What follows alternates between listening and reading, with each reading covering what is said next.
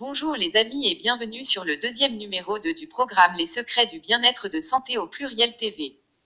Comment renforcer votre système immunitaire par votre alimentation en tant qu'adulte? Abonnez-vous à notre chaîne et activez la cloche de notification afin de ne rien rater de nos prochaines vidéos sur Santé au pluriel TV car nous publions une vidéo chaque semaine sur les secrets du bien-être.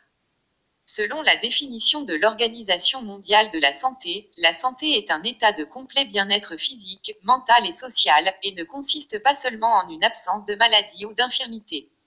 Mais pour la conserver ou la retrouver, il vous faut 1. Avoir une bonne hygiène alimentaire. Que l'alimentation soit ta première médecine. Il est important d'apporter au corps ce qu'il lui faut pour fonctionner et se régénérer, tout en veillant à la quantité, la qualité et la vitalité de ses apports en protéines, glucides et fibres, lipides, vitamines et sels minéraux. La contribution des macronutriments à l'apport énergétique des protéines au total devrait être de 15% pour les protéines, 1 g de protéines fournit 4 kcal.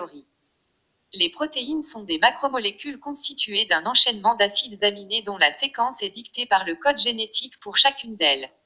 Elles sont en renouvellement constant dans l'organisme.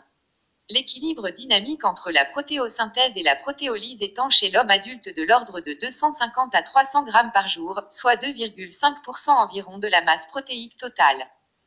Ces protéines sont impliquées dans toutes les grandes fonctions physiologiques, structure des tissus, activités enzymatiques, hormones, anticorps. Les protéines sont présentes à des teneurs très variables dans les sources alimentaires. Comme aliments riches en protéines d'origine animale, on a viande, jambon blanc, poisson, œufs, etc. Et comme exemple d'aliments riches en protéines d'origine végétale, on a céréales, légumineuses, germes de blé pour ne citer que cela.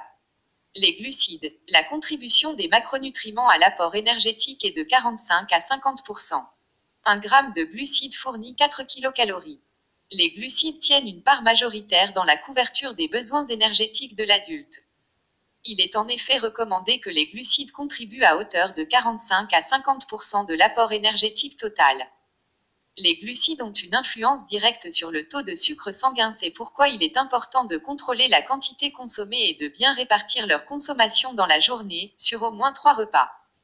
Il est préférable de privilégier les glucides provenant d'aliments qui ont une valeur nutritive intéressante, riches en vitamines, minéraux et fibres tels que les produits céréaliers à grains entiers de préférence riz, pâtes, pain, céréales, etc. Les légumes et les fruits, le lait et certains produits laitiers, les légumineuses, pois chiches, lentilles, etc. Les lipides. La contribution des macronutriments à l'apport énergétique est de 35 à 40% pour les lipides, 1 g de lipides fournit 9 kcal. L'ensemble des acides gras indispensables est conditionnellement indispensable. Ils se trouvent essentiellement dans des huiles végétales colza, soja, noix et olives et dans les poissons gras. Les vitamines et sels minéraux. Les vitamines sont des substances qui n'apportent pas d'énergie, mais qui sont vitales à très faible dose. À l'exception de 2 d'entre elles, vitamines K et D, l'organisme ne sait pas les fabriquer, leur apport par l'alimentation est donc primordial pour le bon fonctionnement de notre organisme. Les vitamines sont impliquées dans de nombreuses fonctions biologiques, construction, croissance, développement du squelette, fonctionnement et entretien, transformation et utilisation des macronutriments, vision, fonctionnement normal du système musculaire, nerveux, immunitaire. Entre autres, nous avons comme source de vitamines A, huile de foie de morue, foie, beurre et fromage, carottes, anguilles et thon rouge, D, huile de foie de morue, poisson gras, saumon, hareng, sardines, maquereau, jaune d'œuf cru, huiles végétales enrichies en vitamine D, produits laitiers enrichis en vitamine D, les vitamines hydrosolubles qui sont solubles dans l'eau et ne sont pas stockées dans l'organisme, à l'exception de la vitamine B12, leurs apports doivent donc être assurés quotidiennement par notre alimentation. Ces vitamines sont apportées par la quasi-totalité des groupes d'aliments, viande, poisson, œufs, produits laitiers, céréales, fruits et légumes. Ce sont la vitamine C, cassis, persil frais, kiwi, agrumes, fruits et jus frais, poivrons rouges et verts cuits, choux de Bruxelles cuits, fraises, litchis, cressons, ciboulettes fraîches. 12 et les vitamines du groupe B, B1, B2, B3 ou PP, B5, B6, B8, vitamine B9, levure, foie de volaille, foie gras, haricots blancs secs, germes de blé, lentilles, épinards, fromages affinés et B12, etc.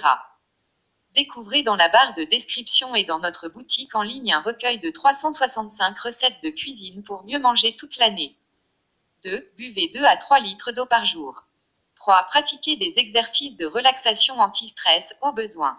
3. Bouger, faire des exercices physiques 1 à 2 fois par semaine.